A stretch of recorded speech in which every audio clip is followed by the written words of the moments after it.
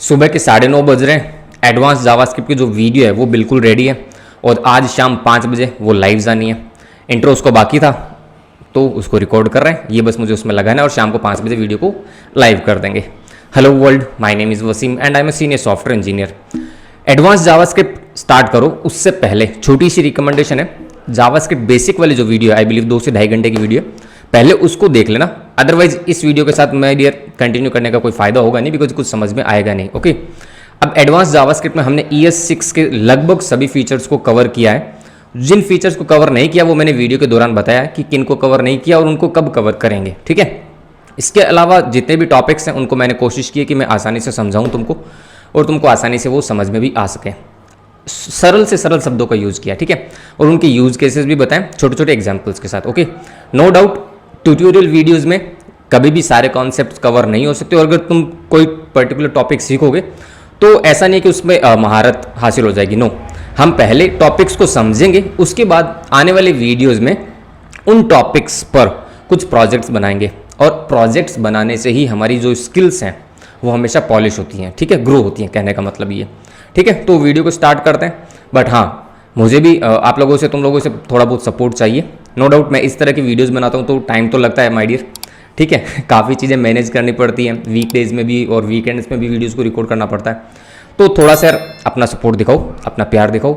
अगर वीडियो से कुछ सीख रहे हो मेरी, ठीक है, तो मेक श्योर मुझे कमेंट सेक्शन में बताओ, वीडियो को लाइक करो, अपने कम्युनिटी, अपने फ्रेंड सर्कल में शेयर करो, ताकि वो लोग जो कि तुम्हारी तरह ही वेब डेवलपर बनना चाहते हैं वो भी कुछ सीख सकें, राइट।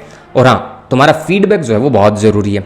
कमेंट सेक्शन में लिख के बताओ मुझे कहाँ इंप्रूव करना चाहिए या फिर किन टॉपिक्स को कवर करना चाहिए, मतलब XYZ जो भी तुम्हारा फीडबैक हो वो नीचे कमेंट सेक्शन में, कमेंट्स में लिख के बताओ, ताकि मुझे चीज़ें जानने को मिले कि हाँ मेरे जो व्यूवर्स हैं, मेरे जो स्टूडेंट्स हैं, उनके दिमाग में क्या चल रहा है, ठीक है। बस इतना ही था कहने को, चलो स्टार्ट करते हैं फिर।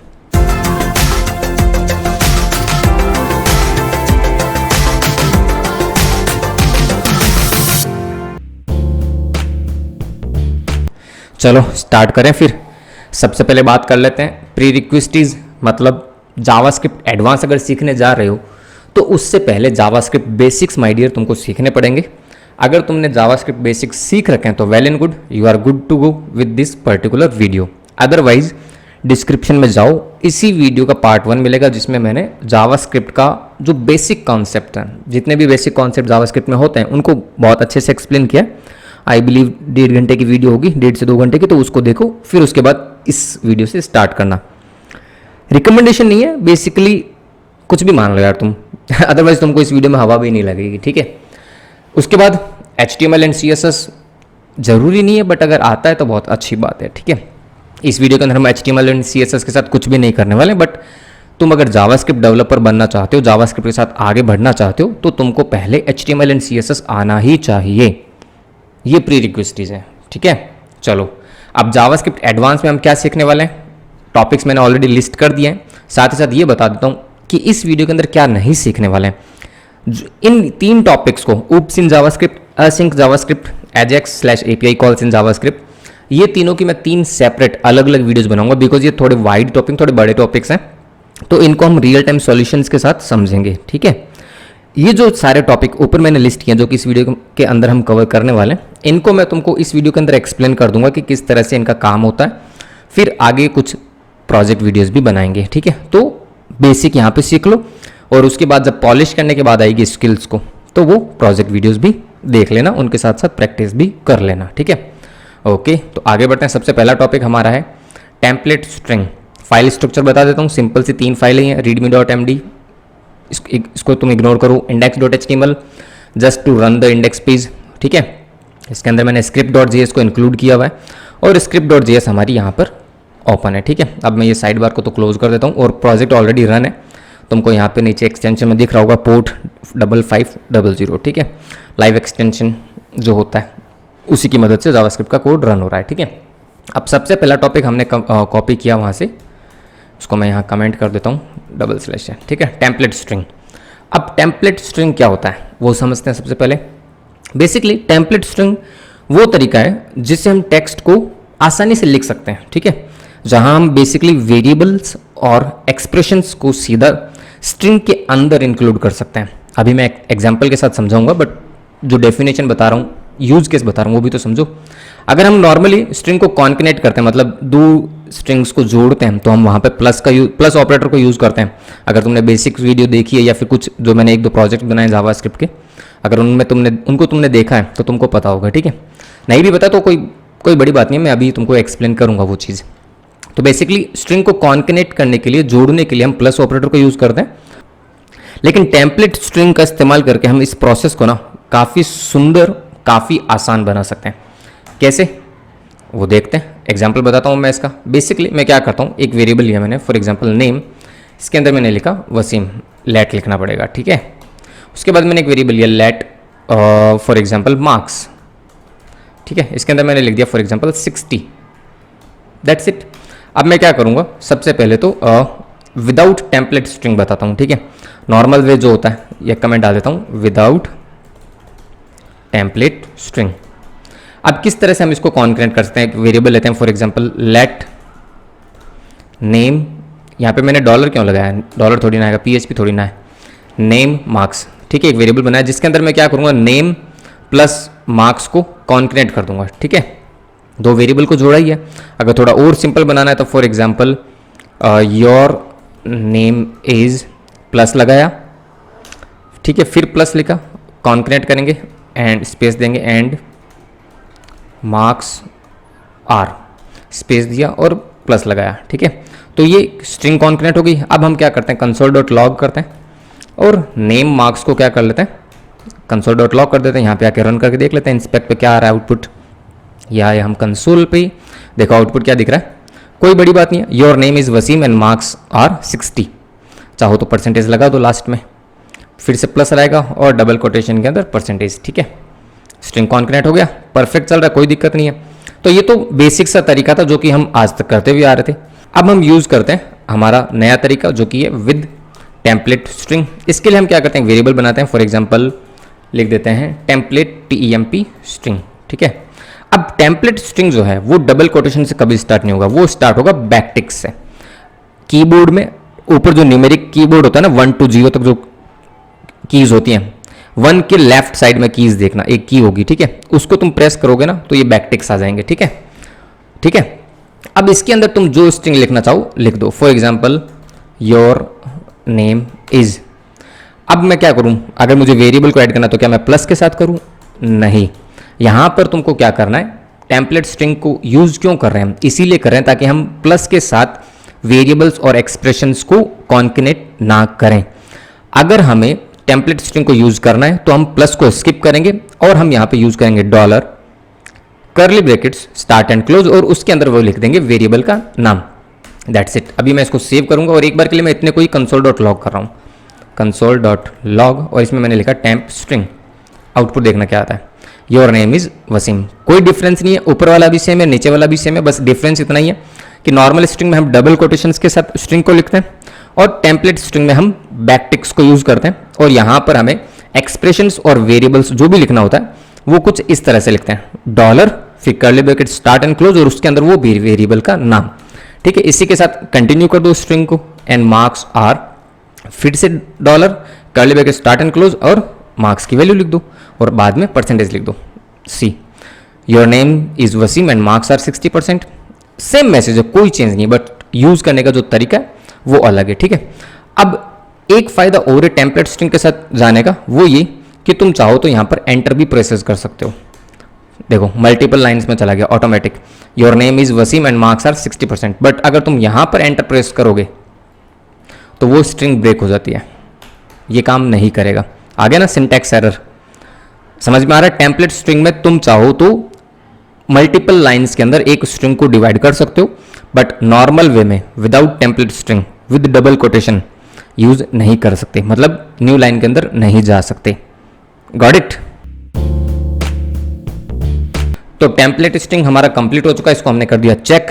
Next topic in the list is math object. अब मैथ ऑब्जेक्ट क्या होता है वो समझो। बेसिकली मैथ ऑब्जेक्ट एक बिल्ट इन जावास्क्रिप्ट ऑब्जेक्ट है जो मैथमेटिकल ऑपरेशंस को परफॉर्म करने में हमारी मदद करता है। ओके, मैथ ऑब्जेक्ट का इस्तेमाल करते वक्त हमें डायरेक्टली मैथ लिखकर डॉट नोटेशन का इस्तेमाल करना है। अब डॉट नोटेशन का इस्तेमाल क्यों करना है? टू एक्सेस द प्रॉपर्टीज और pre defined functions of math object.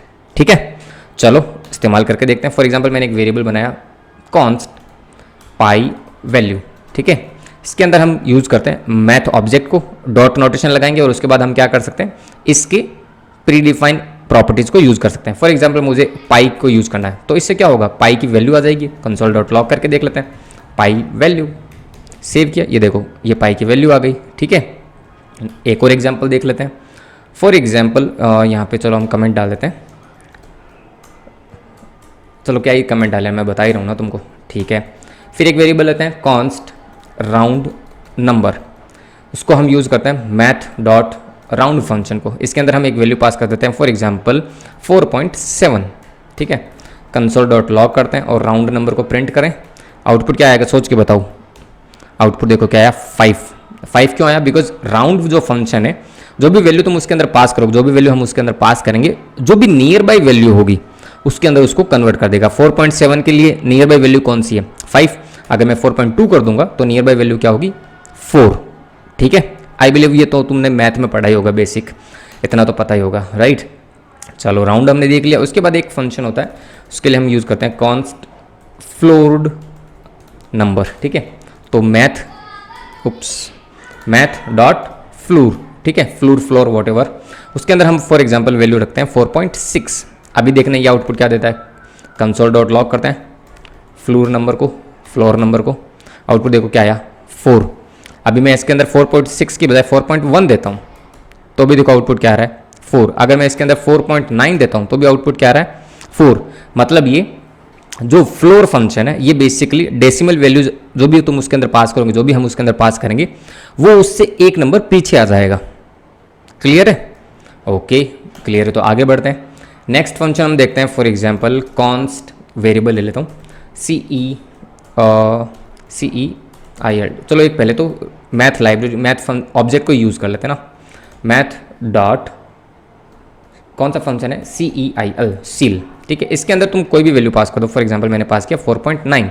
अब एक वेरिएबल ले लेते हैं कॉन्स्ट CEIL नंबर। ठीक है, क्या आउटपुट आना चाहिए जल्दी सोच के बताओ। मैं कंसोल डॉट लॉग को तुमको करके दिखाऊंगा ही। सील नंबर, आउटपुट आएगा 6। देखो 6 क्यों आया, बिकॉज तुम कहोगे कि राउंड हो गया, नहीं राउंड नहीं हुआ। मैं 5.1 करता हूँ तो भी 6 आ रहा है, 5.3 कर रहा हूँ तो भी 6 आ रहा है, और 5.7 कर रहा हूँ तो भी 6 आ रहा है। बेसिकली सील क्या कर रहा है, जो भी नंबर तुमने पास किया उसके आगे वाली वैल्यू को पिक कर रहा है, जो भी डेसिमल वैल्यू पास की। ठीक है, फ्लोर क्या कर रहा था, एक कदम पीछे जा रहा था, और सील क्या कर रहा है, एक कदम आगे जा रहा है। क्लियर है? बहुत सिंपल से यार मैथमेटिक के फंक्शन है। जावास्क्रिप्ट के जब तुम प्रोजेक्ट बनाओगे तो काफ़ी काम आएंगे तुम्हारे सामने। ठीक है, फिर एक वेरिएबल लिया, फॉर एग्जांपल मैंने कॉन्स्ट रैंडम नंबर। कई बार हमें रैंडम जो नंबर्स होते हैं उनकी भी जरूरत पड़ती है, तो वो भी बहुत सिंपल है। रैंडम फंक्शन को यूज़ करो, सिंपल कंसोल डॉट लॉग करो, रैंडम नंबर वेरिएबल को प्रिंट करो, तो देखो ये एक रैंडम नंबर हमारे सामने प्रिंट हो गया। सेव किया, फिर से दूसरा आ गया, फिर से सेव किया, फिर से एक रैंडम नंबर आ गया। ठीक है, आगे बढ़ते हैं। फिर है हमारे पास एक फंक्शन होता है POW। ये मेथड क्या करता है, बेसिकली ये मेथड एक नंबर को पावर रेज कर देता है। ठीक है, आउटपुट देखें, चलो बना ही लेते हैं। फॉर एग्जांपल मैंने एक वेरिएबल लिया कॉन्स्ट पावर रिजल्ट। ठीक है, मैथ ऑब्जेक्ट को यूज़ करेंगे, मैथ डॉट पावर POW। ठीक है, 2,3 लिखा मैंने। आउटपुट क्या आना चाहिए जल्दी सोच के बताओ। कॉन्स्ट कुछ एरर है क्या? अच्छा, कंसोल डॉट लॉग को पूरा लिखते हैं पहले, तो console dot log power result, save किया। Syntax error line number 18। अच्छा, स्पेलिंग मिस्टेक होगी कॉन्स्ट की, स्पेलिंग मिस्टेक कॉन्स्ट। ठीक है, आउटपुट देखो क्या आया, 2 की पावर 3 8। मैं 2 की पावर 2 कर दूंगा तो 4, 2 की पावर 5 कर दूंगा तो 32। बेसिकली अगर हमें किसी वैल्यू की, किसी नंबर की किस नंबर तक हमें पावर चाहिए तो वो 2 आर्ग्यूमेंट पास कर दो, हमारे सामने आउटपुट आ जाएगा उसका। ठीक है, बहुत सिंपल सी मैथमेटिक है। उसके बाद एक और फंक्शन देख लेते हैं हम, मैथ डॉट SQRT, जो कि हमें स्क्वायर रूट फाइंड आउट करके दे देता है। फॉर एग्जांपल मैंने इसके अंदर पास किया 16, तो आउटपुट क्या आएगा, मैंने बोल ही दिया, स्क्वायर रूट। ठीक है, स्पेलिंग मिस्टेक है, आई एम श्योर, SQUAR है ना। ठीक है, इसको कंसोल डॉट लॉग करके देखें, console dot log square root, क्या आउटपुट आएगा, 4 लास्ट में दिख रहा है ना। अगर तुम इसके अंदर फॉर एग्जांपल 25 पास कर दोगे तो क्या आउटपुट आएगा 5, सिंपल। मैथ ऑब्जेक्ट के बाद next topic in the list is object literal. अगर तुमने जावास्क्रिप्ट का पार्ट 1 देखा है, मतलब बेसिकली जावास्क्रिप्ट के बेसिक्स वाली वीडियो देखी है, तो उसमें मैंने तुमको डेटा टाइप्स बताए थे। डेटा टाइप्स भी 2 कैटेगरीज में डिवाइड होते हैं जावास्क्रिप्ट के अंदर, एक होता है प्रिमिटिव और एक होता है रेफरेंस, ठीक है। ऑब्जेक्ट जो है वो भी एक तरीके का डेटा टाइप ही है, रेफरेंस कैटेगरी का, ओके। अब बेसिकली ऑब्जेक्ट लिटरल जो है ना वो एक तरीका है जावास्क्रिप्ट में ऑब्जेक्ट क्रिएट करने का, जो कि की वैल्यू पेयर को यूज करता है। समझ में आया? कोई बात नहीं, एक एग्जांपल देता हूं। सबसे पहला एग्जांपल देखते हैं किस तरह से क्रिएट होता है एक object literal, right. Okay, create object literal और क्रिएटिंग वॉटएवर, क्या ही फर्क पड़ता है, ठीक है। किस तरह से क्रिएट होगा, तो मैंने एक फॉर एग्जांपल कॉन्स्ट पर्सन नाम से एक वेरिएबल लिया और कर्ली ब्रैकेट्स को स्टार्ट कर दिया। बस ऑब्जेक्ट को जो क्रिएट करते हैं ना वो कर्ली ब्रेसेस के अंदर ही करते हैं, ठीक है। यही बेसिक सा सिंटैक्स है एक ऑब्जेक्ट को क्रिएट करने का। अब मैंने थोड़ी देर पहले ही बताया था कि उसके अंदर जो डेटा होता है वो की वैल्यूज के पेयर में होता है। तो फॉर एग्जांपल पहली की होगी नेम, नेम के अंदर तुम नेम पास कर दोगे अमित। दूसरा होगा एज, एज के अंदर तुम पास कर दोगे उसकी एज। तीसरा होगा फॉर एग्जांपल सिटी, तो उसके अंदर तुम सिटी पास कर दोगे फॉर एग्जांपल दिल्ली, ठीक है। फॉर एग्जांपल तुम पास कर दोगे इज स्टूडेंट, इसके अंदर तुम पास कर दोगे ट्रू या फॉल्स। तो बेसिकली ऑब्जेक्ट के अंदर हम अलग अलग डेटा टाइप की वैल्यूज को स्टोर कर रहे हैं की वैल्यूज के पेयर में। जो लेफ्ट साइड वाली वैल्यूज हैं name, age, city, age student, इनको हम बोलेंगे की। और जो राइट साइड वाला डेटा है इनको हम बोलेंगे वैल्यू। नेम की वैल्यू अमित, एज की वैल्यू 28, सिटी की वैल्यू दिल्ली, एज स्टूडेंट की वैल्यू फॉल्स। तो ये एक सिंपल सा तरीका है जावास्क्रिप्ट में ऑब्जेक्ट को डिक्लेयर करने का या फिर बनाने का, ठीक है। बना दिया भाई, कोई बड़ी बात नहीं है। अब हम एक्सेस कैसे करेंगे, राइट। तो फॉर एग्जाम्पल एक्सेस कैसे करें, तो एक्सेस करने का भी तरीका बहुत सा सिंपल है।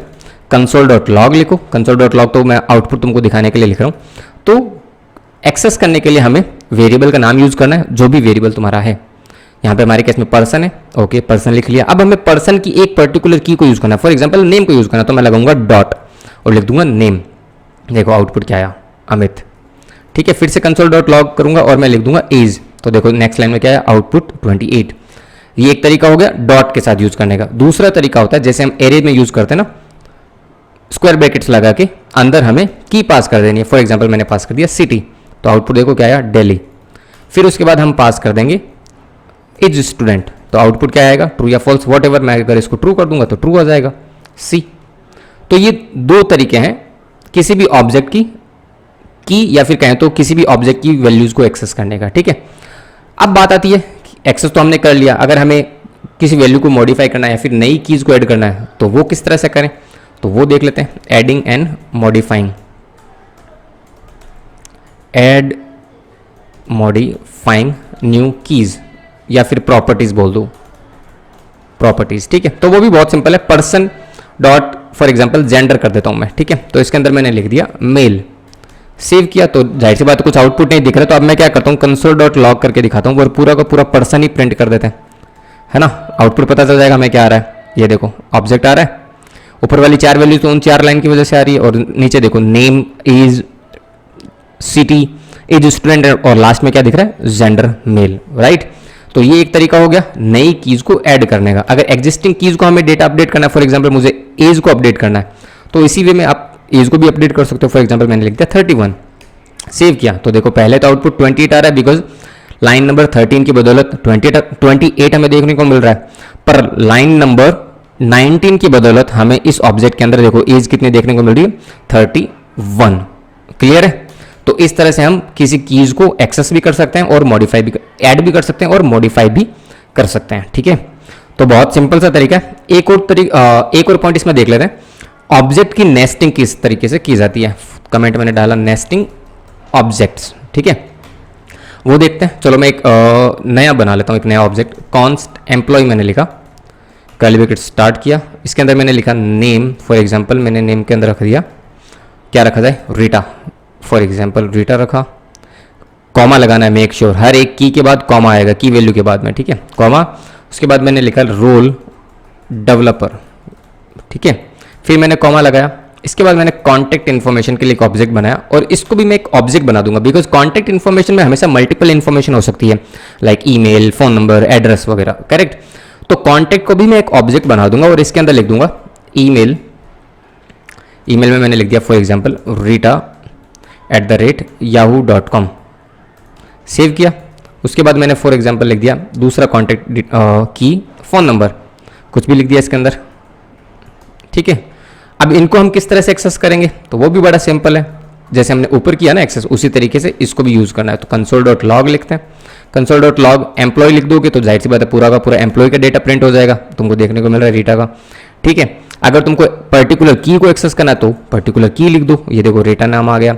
अगर तुम्हें कॉन्टैक्ट वाला ऑब्जेक्ट पूरा एक्सेस करना है तो तुम यहाँ पे कॉन्टैक्ट लिख दो, तो पूरा का पूरा कॉन्टैक्ट वाला ऑब्जेक्ट आ जाएगा, सिर्फ और सिर्फ ईमेल और फोन नंबर के साथ। अगर तुम्हें स्पेसिफिकली ईमेल या फिर फोन नंबर एक्सेस करना है तो सिंपल सा बात है ना, इसके बाद तुम ईमेल लिख दो, तो बाहर तुमको देखो यहाँ पे ईमेल मिल गया।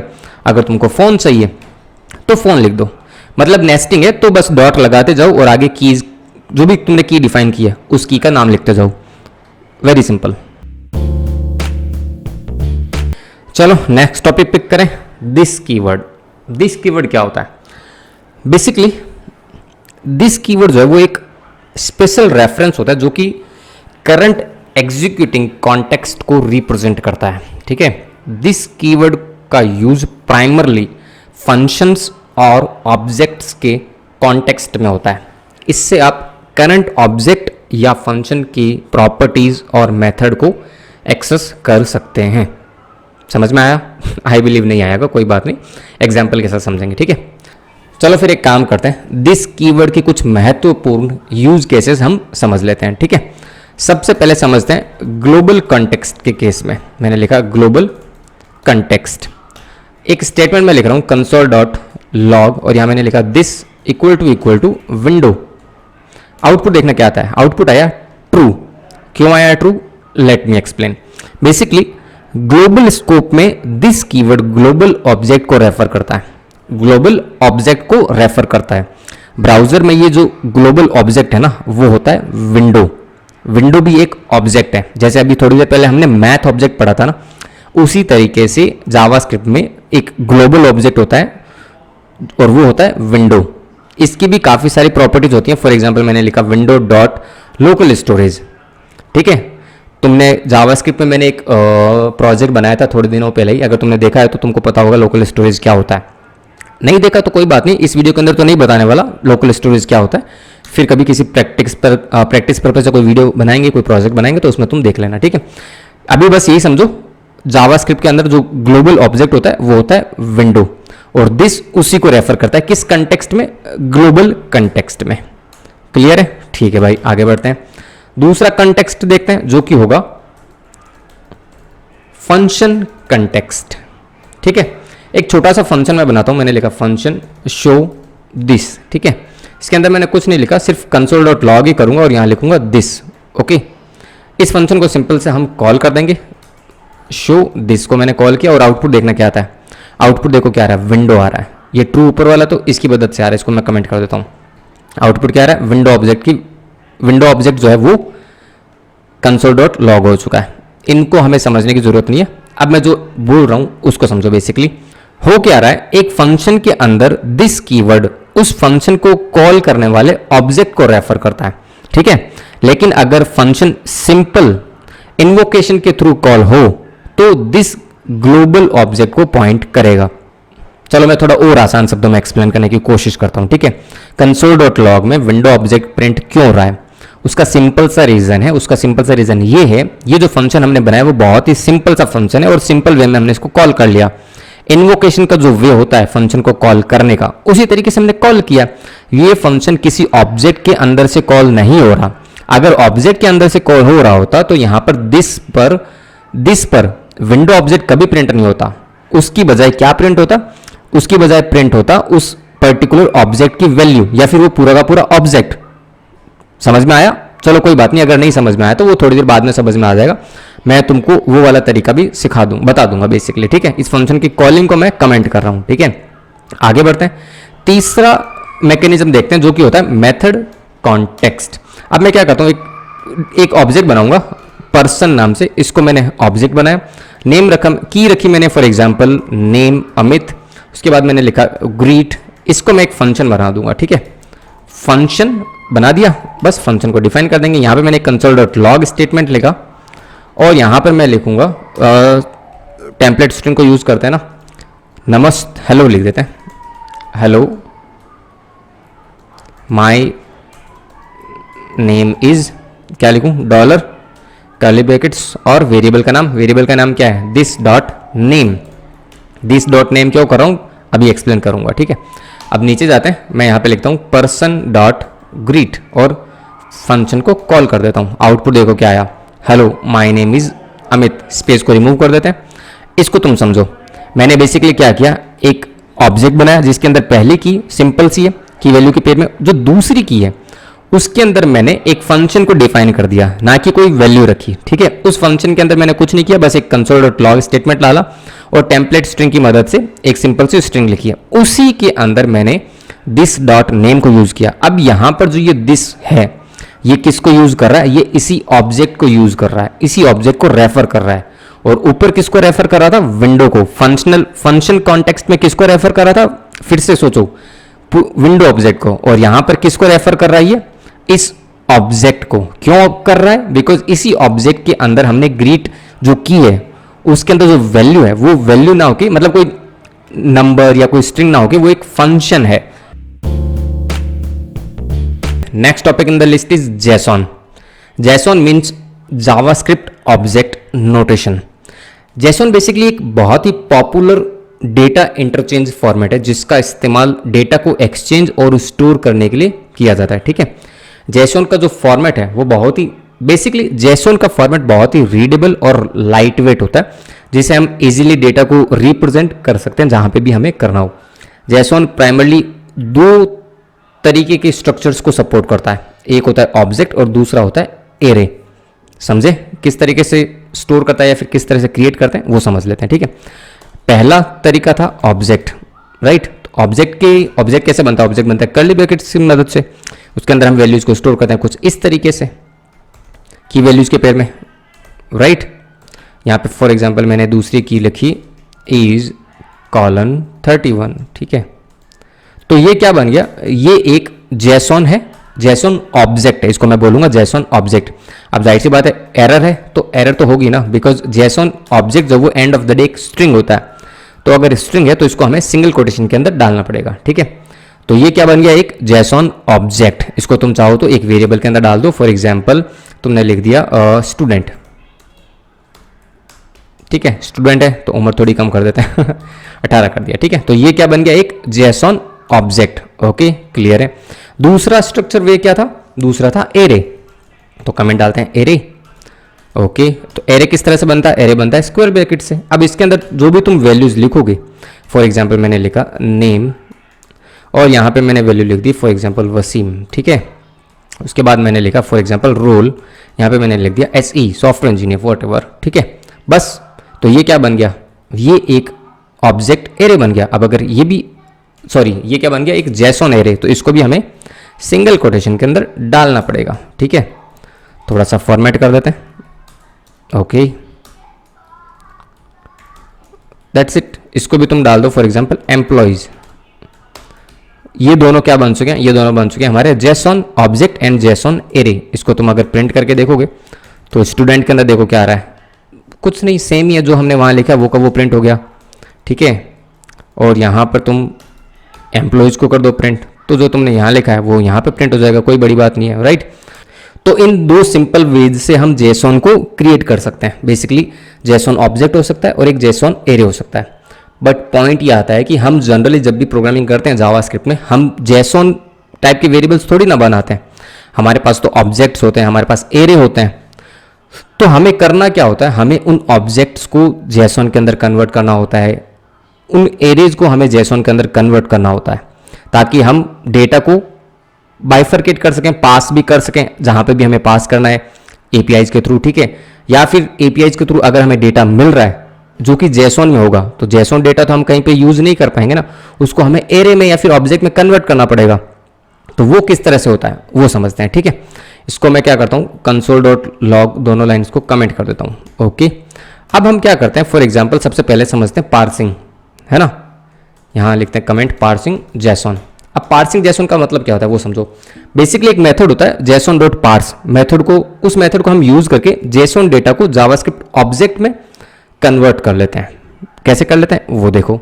फॉर एग्जाम्पल हमने ये स्टूडेंट्स नाम का एक ऑब्जेक्ट तो बनाया ही है, इसको हम जावास्क्रिप्ट ऑब्जेक्ट में किस तरह से कन्वर्ट करें वो समझते हैं, राइट। तो मैंने लिखा for example const JSON str, JSON string. JSON string लिखने की जरूरत है, ये तो ऑलरेडी है ना यार। यहाँ पे लिख देते हैं जेसॉन ऑब्जेक्ट लिख देते हैं, राइट। और यहाँ पे मैं यूज करूंगा जेसॉन, जो कि नो डाउट अगेन एक वो है ऑब्जेक्ट, जेसॉन डॉट पार्स, जो कि इसका एक मेथड है। इसके अंदर हमें क्या कर देना, उस जेसॉन को पास कर देना है। हमारे पास जो जेसॉन है वो एक स्टूडेंट नाम की वेरिएबल में। अब हम क्या करते हैं, कंसोल डॉट लॉग करते हैं और जेसॉन ऑब्जेक्ट को प्रिंट कर लेते हैं। तो ये देखो, ये एक ऑब्जेक्ट प्रिंट हो गया। तुम चाहो तो सिर्फ नेम को प्रिंट कर सकते हो, तुम चाहो तो सिर्फ एज को प्रिंट कर सकते हो। समझ में आ रहा है? अभी अगर तुमने ऑब्जेक्ट वाले कॉन्सेप्ट को पढ़ा है ना, ध्यान से समझा है, तो तुमको ये बात समझ में आ रही होगी, अदरवाइज तो नहीं आएगी, ठीक है। और सिर्फ जेसॉन ऑब्जेक्ट लिखोगे तो पूरा का पूरा जेसॉन ऑब्जेक्ट प्रिंट हो जाएगा, राइट। तो इस तरह से हम स्ट्रिंग को एक जेसॉन स्ट्रिंग या फिर एक जेसॉन ऑब्जेक्ट को कन्वर्ट कर लेते हैं जावास्क्रिप्ट के ऑब्जेक्ट के अंदर, ठीक है। ओके, क्लियर है? आगे बढ़ते हैं। आगे है जनरेटिंग जेसॉन। अभी जैसे मैंने थोड़ी देर पहले बोला कि हमारे पास जनरली एरे होता है, हमारे पास जनरली ऑब्जेक्ट होते हैं, हम उनको जेसॉन में किस तरह से कन्वर्ट कर सकते हैं वो बताओ, राइट। तो हम क्या करते हैं, एक वेरिएबल बनाते हैं कॉन्स्ट पर्सन नाम से, जिसके अंदर कुछ कीज लिखते हैं। फॉर एग्जांपल हमने लिखा name is equals to Amit, salary is equals to, for example मैंने लिख दिया 40,000। सिंपल है, कुछ इशू है? अच्छा, कॉमा नहीं आएगा ना, ठीक है। अब हमें इस ऑब्जेक्ट को किस में कन्वर्ट करना है, स्ट्रिंग में, जेसॉन स्ट्रिंग में। मिनटों से यहाँ पे मैं लिखता हूँ जेसॉन str, ठीक है। तो उसके लिए अगेन हम जेसॉन जो ऑब्जेक्ट है उसको यूज करेंगे, उसकी प्रॉपर्टी यूज करेंगे स्ट्रिंगिफाई। इसके अंदर क्या पास कर देंगे, उस ऑब्जेक्ट को, दैट्स इट। अब क्या करते हैं, कंसोल डॉट लॉग करके देखते हैं जेसॉन str को, आउटपुट देखने क्या आता है। आउटपुट क्या आया, पूरी की पूरी स्ट्रिंग आ गई। Getting my point? उसने क्या कर दिया, उस ऑब्जेक्ट को एक जेसॉन स्ट्रिंग बना दिया। अब अगर तुम यहां पे लिखोगे ना जेसॉन str डॉट नेम, तो अनडिफाइन आएगा, बिकॉज हम यूज नहीं कर सकते। जेसॉन के अगर एक की को तुमको यूज करना है तो तुमको उसको वापस पार्स करना पड़ेगा, ठीक है। तो ये टू वे कम्युनिकेशन है, टू वे में चलता है। अगर तुम्हारे पास जेसॉन पड़ी है तो तुम उसको जेसॉन डॉट स्ट्रिंग, सॉरी, अगर तुम्हारे पास एक जेसॉन है तो तुम पार्स की मदद से उसको ऑब्जेक्ट या फिर एरे में कन्वर्ट कर सकते हो। और अगर तुम्हारे पास ऑब्जेक्ट या फिर एरे पड़ा है तो तुम स्ट्रिंगिफाई मेथड की मदद से उसको एक जेसॉन में कन्वर्ट कर सकते हो। ये हमने किसकी मदद से किया, सॉरी, एक ऑब्जेक्ट में किया। तुम चाहो तो एरे में कर लो, मैं बना लेता हूं इसको एक एरे ऑफ ऑब्जेक्ट्स। ये बन गया for example array of objects. अब इसके अंदर मैं एक और स्टूडेंट की एक और एंट्री क्रिएट कर देता हूँ। बेसिकली अमित की बजाय फॉर एग्जांपल मैं कर देता हूँ क्या कर दें, नाम भी याद नहीं आता यार, फॉर एग्जांपल वसीम कर दिया, ठीक है। इसकी सैलरी मैंने कर दी फॉर एग्जांपल 30,000। तो देखो ये अब क्या बन गया, एक एरे बन गया। क्यों एरे बन गया, बिकॉज यहाँ पे जो पर्सन है ये खुद एक एरे था, बस। तो ये सेकंड वाला वे हो गया ना, हमारे पास जो सेकंड स्ट्रक्चर था जेसॉन कहते हैं ना वो एरे, जेसॉन एरे, बस वो बन गया। और पहले वाला जो था वो जेसॉन ऑब्जेक्ट था और दूसरे वाला क्या, जेसॉन एरे है। As simple as that. अब बेसिकली जेसॉन का जो इस्तेमाल होता है ना वो कॉमनली एपीआई से डेटा फैच करने और भेजने में होता है। मतलब हम जो रेस्ट एपीआईज है, फ्यूचर में एक वीडियो बनाऊंगा मैं उस पर भी, डोंट वरी। तो हमें क्या करना होता है, एपीआईज में डेटा पास करना होता है। तो उस केस में भी हम डायरेक्ट ऑब्जेक्ट एंड एरे को पास नहीं कर सकते, हम उनको जेसॉन में कन्वर्ट करके पास करते हैं। और एपीआई से जब हमें कुछ रेस्पॉन्स मिलता है तो वो भी जेसॉन में ही मिलता है। उस जेसॉन को अगेन हमें ऑब्जेक्ट या फिर एरे में कन्वर्ट करना पड़ता है। क्लियर है? चलो नेक्स्ट टॉपिक की तरफ बढ़े, एरो फंक्शन। एरो फंक्शन जो है बेसिकली ES6 का बहुत ही कमाल का फीचर है जो कि हम चाहकर भी स्किप नहीं कर पाएंगे। Okay, basically arrow function modern JavaScript में एक कंसाइज और एलिगेंट तरीका है फंक्शन डिफाइन करने का। अब जाहिर सी बात है इसके कुछ एडवांटेजेस भी होंगे। यहाँ पर दो एडवांटेजेस हैं। एक तो सिंटैक्स जो है वो छोटा हो जाता है, तो कह सकते हैं कि शॉर्टर सिंटैक्स, और implicit binding of this keyword. मतलब ये जो अभी हमने थोड़ी देर पहले दिस कीवर्ड को देखा ना, उसको थोड़ा और सिंप्लीफाई कर देता है। अभी हम समझेंगे, ठीक है। शुरुआत करते हैं एरो फंक्शन के सिंटैक्स के साथ। तो कुछ इस तरीके का सिंटैक्स होगा, कॉन्स्ट फंक्शन नेम, जो कि फंक्शन नेम से रिप्लेस हो जाएगा। उसके बाद ब्रैकेट्स आएंगे, ब्रैकेट्स में हम यहाँ पर आर्ग्यूमेंट्स को रिसीव करेंगे, पैरामीटर्स को। उसके बाद यहाँ पे लगाएंगे arrow, curly bracket start and close. यहाँ पर हम फंक्शन की बॉडी डिफाइन करेंगे, fun cti1 फंक्शन बॉडी, और अगर हमें कुछ रिटर्न करना होगा तो वो वैल्यू हम रिटर्न कर देंगे, एज सिंपल एज दैट, ठीक है। इसको चलो एक एग्जाम्पल से समझ लेते हैं हम। फॉर एग्जाम्पल मुझे एक फंक्शन बनाना है जिसके अंदर मैं 2 आर्ग्यूमेंट पास करूंगा, 2 वैल्यूज, और उनका मल्टीप्लाई होके वो रिटर्न कर दे, ठीक है। तो सबसे पहले तो जो ट्रेडिशनल वे है हमारा, ट्रेडिशनल वे क्या है फंक्शन बनाने का, वो देख लेते हैं। स्पेलिंग मिस्टेक यार बहुत होती है मुझसे। ट्रेडिशनल वे, ठीक है।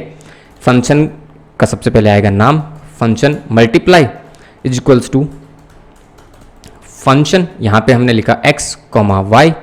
उसके बाद क्या करना है, curly bracket start and close, return कर दूंगा मैं x इंटू वाई को, और जाहिर सी बात है फंक्शन कॉल भी करना पड़ेगा, तो कंसोल डॉट लॉग के अंदर ही कर लेते हैं, मल्टीप्लाई फंक्शन को कॉल, 2 आर्ग्यूमेंट पास कर देंगे, 2 इंटू 5, तो आउटपुट क्या आया 10। अब हम सेम काम किससे करेंगे, एरो फंक्शन से करेंगे, ठीक है। एरो फंक्शन से मैं फंक्शन बनाऊंगा const multiply arrow equal to, bracket start किया जिसके अंदर हम 2 आर्ग्यूमेंट को रिसीव करेंगे, x, y, उसके बाद लिखेंगे एरो, और यहाँ पे मुझे रिटर्न लिखने की जरूरत नहीं है बिकॉज मुझे यहाँ पे एक लाइन ऑफ कोड ही लिखना, मैंने लिख दिया x into y, as simple as that. अब मुझे जाहिर सी बात इसको कॉल भी तो करना पड़ेगा, कंसोल डॉट लॉग में मैंने लिखा मल्टीप्लाई रो, और 2 आर्ग्यूमेंट पास कर दिए, फॉर एग्जाम्पल 10, 4, सेव किया, आउटपुट देखो क्या आ रहा है 40।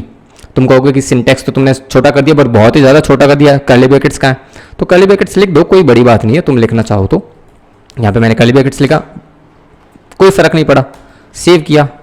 यहाँ पे तुमको अगर कर्ली ब्रैकेट्स लिखना है तो यहाँ पे तुमको रिटर्न भी लिखना पड़ेगा, ठीक है। बेसिकली ये अगर तुम्हारा फंक्शन इतना छोटा है कि तुमको वहां पर सिर्फ उस फंक्शन के अंदर एक लाइन ऑफ कोड ही लिखना है, जो कि हमें इस लाइन में यही तो लिखना था, सिर्फ और सिर्फ एक लाइन का ही कोड लिखना था, x into y, that is why I didn't use curly brackets and return statement, वो उसके बिना भी हो रहा था, ये देखो है ना, इसके बिना भी आउटपुट आ रहा है। बट अगर हमें मल्टीपल लाइन ऑफ कोड लिखना है, और जाहिर सी बात है रियल प्रोजेक्ट में मल्टीपल लाइन ऑफ कोड होगा, तो उस केस में तुमको जब कुछ आर्ग्यूमेंट कुछ वैल्यू रिटर्न करनी है तो तुमको रिटर्न स्टेटमेंट भी लिखना पड़ेगा, ठीक है। यहां पर तुम चाहो तो कमेंट लिख दो, जो भी तुमको लिखना है, for example multiply of x and y, तो ये मल्टीपल लाइन्स हो गई, समझ में आ गया। अगर तुमको एक से ज्यादा लाइन्स लिखनी है तो तुम कर्ली ब्रैकेट स्टार्ट करो और लास्ट में रिटर्न भी यूज करोगे। अगर तुमको एक ही लाइन ऑफ कोड लिखना है और वही रिटर्न हो जाएगा ऑटोमेटिक, तो उस केस में ना ही तुमको कर्ली ब्रैकेट स्टार्ट करने की जरूरत है और ना ही रिटर्न कीवर्ड यूज करने की जरूरत है। तो एरो फंक्शंस का जो पहला एडवांटेज है, शॉर्टर सिंटेक्स, नो डाउट काबिल तारीफ है। अब बात करते हैं दूसरे एडवांटेज के बारे में, जो कि था इम्प्लिसिट दिस बाइंडिंग, मतलब ऑब्जेक्ट के अंदर जब हमने दिस कीवर्ड को यूज किया तो उसको और किस तरह से सिंप्लीफाई कर सकता है उसको समझते हैं, ठीक है। बेसिकली एरो फंक्शन का इस्तेमाल दिस कीवर्ड की बाइंडिंग को सिंप्लीफाई करता है, नो डाउट। रेगुलर फंक्शंस में दिस कीवर्ड करंट फंक्शन के कंटेक्स्ट से बाइंड होता है, लेकिन एरो फंक्शंस में खास तौर से ये उस सराउंडिंग कंटेक्स्ट से बाइंड होता है जहां एरो फंक्शन डिफाइन हुआ है। समझ में आया? आई एम 100% श्योर नहीं समझ में आया होगा, आई एम डैम श्योर। इसको अब हम एक एग्जाम्पल से समझते हैं, ठीक है। छोटा सा एग्जाम्पल लिखूंगा, ज़्यादा बड़ा नहीं लिखूंगा, ठीक है। इसको मैं कमेंट कर दूं, चलो कोई नहीं, पढ़ा रहने दो। सिंप्लीफाई या इम्प्लिसिट लिख देता ना, इम्प्लिसिट दिस कीवर्ड, ठीक है। ओके, मैं एक ऑब्जेक्ट बनाने वाला हूँ कॉन्स्ट पर्सन नाम से, ठीक है, जो मैंने अभी थोड़ी देर पहले बनाया था। कर्ली ब्रैकेट स्टार्ट, पहले की मैंने रखी इसके अंदर नेम रोहित, ठीक है। उसके बाद दूसरी की होगी ग्रीट रेगुलर, जो कि नो डाउट एक फंक्शन ही होगा, और ये फंक्शन नॉर्मल फंक्शन है, ठीक है, जो अभी हमने थोड़ी देर पहले भी बनाया था। इसके अंदर कंसोल डॉट लॉग करेंगे, सिंपल सा मैसेज पास कर देंगे, hello my name is Rohit, ठीक है।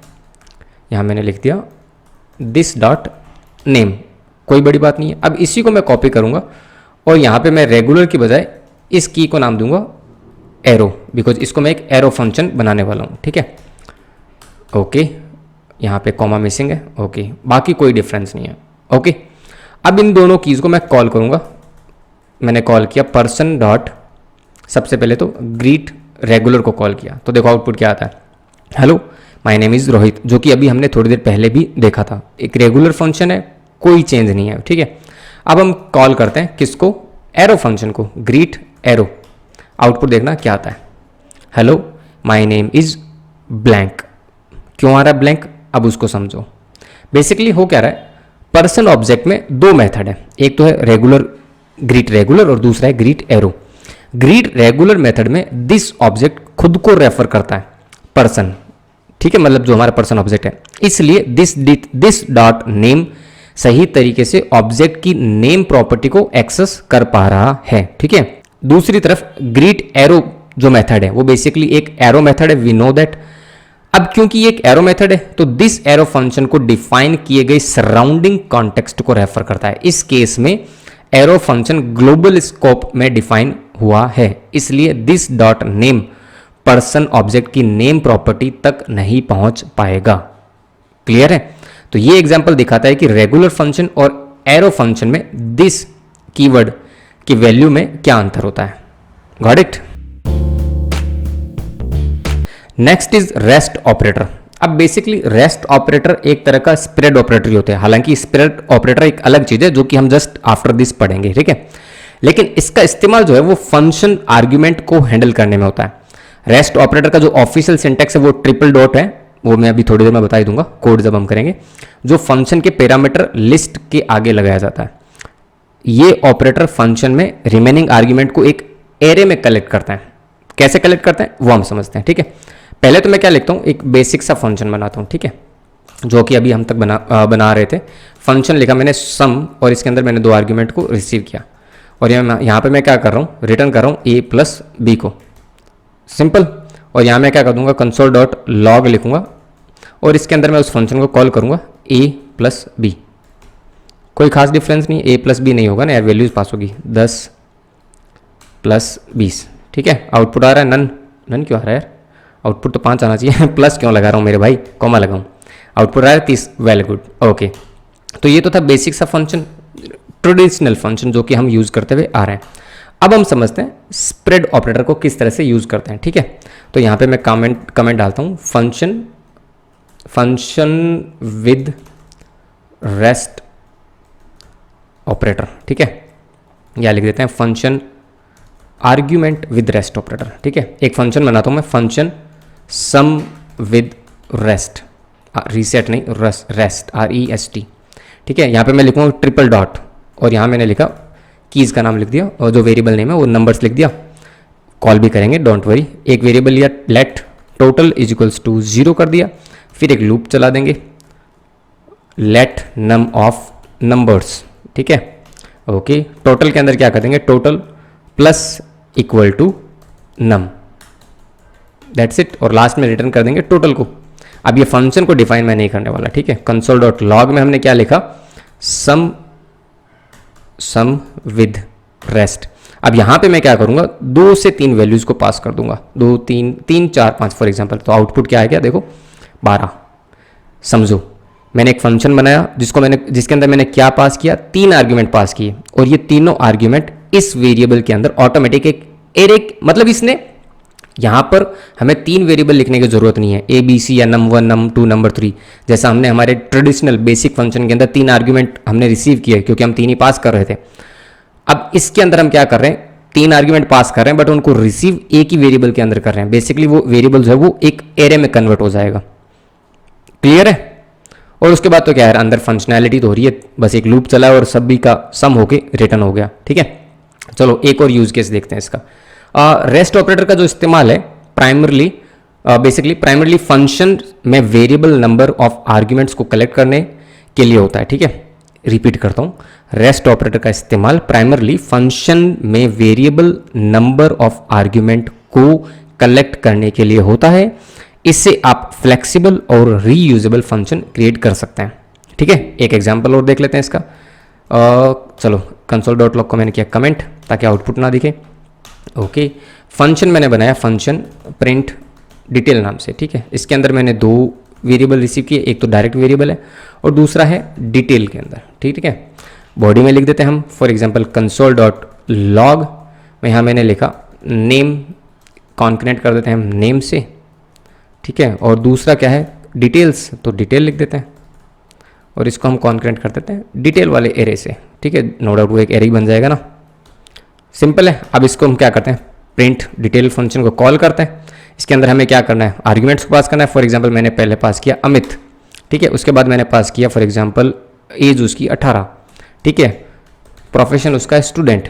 अब सोच के बताओ क्या आउटपुट आएगा, जो नेम है वो चला जाएगा नेम वाले वेरिएबल के अंदर, ठीक है, जो पैरामीटर है, और बाकी के जितने भी आर्ग्यूमेंट्स हैं जितने भी वो सारे डिटेल के अंदर पास हो जाएंगे। प्रिंट डिटेल फंक्शन को हमने कॉल किया, आउटपुट हमें देखने को मिल रहा है name colon Amit details colon 18 student. कुछ मिस्टेक है क्योंकि डिटेल जो है वो एरे बन जाना चाहिए था। Okay got it. यहाँ पे प्लस नहीं आएगा ना माय डियर, यहाँ पे आएगा कॉमा, बिकॉज console.log स्टेटमेंट है। देखो नेम के अंदर आ गया अमित और डिटेल एक एरे बन चुका है जिसके अंदर 2 कीज हैं 18 और स्टूडेंट। अब अगर तुमको और कीज ऐड करनी है, फॉर एग्जांपल तुमको सिटी ऐड करनी है तो तुम सिटी भी ऐड कर दो, वो ऑटोमेटिक डिटेल के अंदर पास होता जाएगा। समझ में आ गया रेस्ट ऑपरेटर का use case. Next is spread operator. Spread operator जो है ना वो कई हद तक जो हमने रेस्ट ऑपरेटर देखा उसका रिवर्स है। इसका भी सिंटैक्स वही ट्रिपल डॉट्स है, बट जो इस्तेमाल जो है ना, जो इसका यूज है वो डिफरेंट कॉन्टेक्स्ट में होता है, वो अभी हम समझेंगे, ठीक है। बेसिकली स्प्रेड ऑपरेटर एक वर्सेटाइल ऑपरेटर है जो कि एरे और ऑब्जेक्ट को एक्सपेंड और कंबाइन करने में काफी मदद करता है, ठीक है।